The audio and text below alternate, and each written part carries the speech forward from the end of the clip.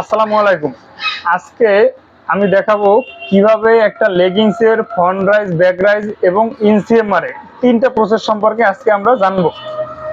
এই একটা লেগিংস, এটা সাইজ ওয়াইজ আছে। এটা আপনার 1-2 সাইজের বডি, এরকম বিভিন্ন সাইজের লেগিংস আছে।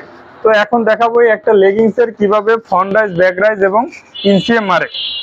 এই যে আমরা প্রথমে মারবো এটার ফ্রন্ট রাইজ। আমরা আস্তে করে মেশিন আমাদের কন্ট্রোল আছে, তারপরে আমরা বডি করব। এই যে ভিতরে ঢুকলো, দেন এইখানে হাত থাকবে, বডিটা হয় আমার কোলের ভিতরে রিল্যাক্সে থাকবে অথবা উপরে। এরপর আমি এক টানে, যেহেতু এটা একটু লেকড়া বা স্প্যান্ডেজ কাপড়, হালকা একটু টান রাখলে কি হয়, টেনশনটা ফ্রি থাকে।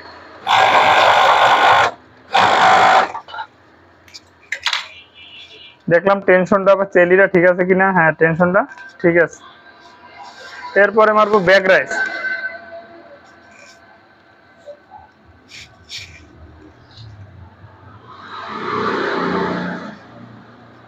ব্যাক রাইজটাও আমরা এইভাবে, এখান থেকে আমরা যাব এখানে। খেয়াল রাখতে হবে ব্যাক রাইজে একটা শেপ আছে, শেপ। এই শেপটা যেন সোজা কেটে না যায়, এটা অবশ্যই কাটাকাটি করা যাবে না।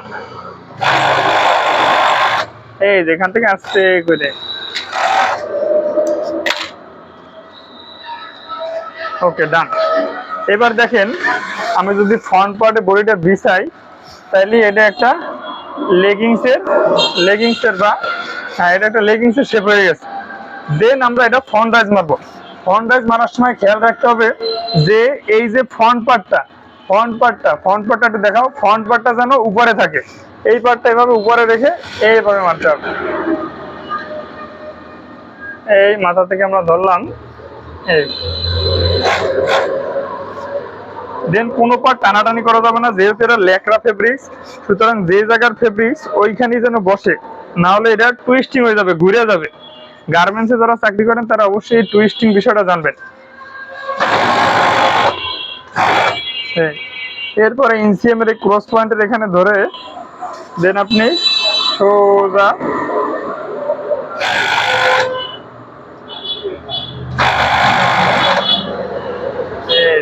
আস্তে করে একটা অপারেটরের অ্যাটিটিউড এভাবে ভাব, এরকম অপারেটরের ভিতরে একটা ভাব থাকতে হবে। এরপর আস্তে করে আপনি পয়েন্টটা মিলবেন। ইনসিএম মারতে গেলে পয়েন্টটা খুবই গুরুত্বপূর্ণ। পয়েন্ট মিলছে কিনা এটা আপনার চেক করতে হবে।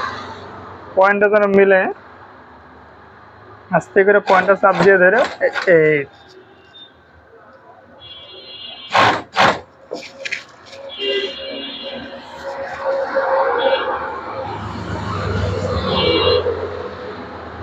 এরপরে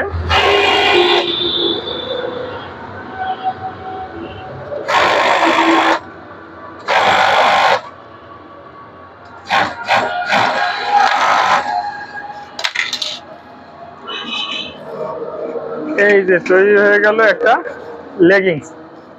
তাহলে আমরা কি শিখলাম, যে একটা লেগিংস এর ফ্রন্ট রাইজ, ব্যাক রাইজ এবং ইনসিএম কিভাবে মারে।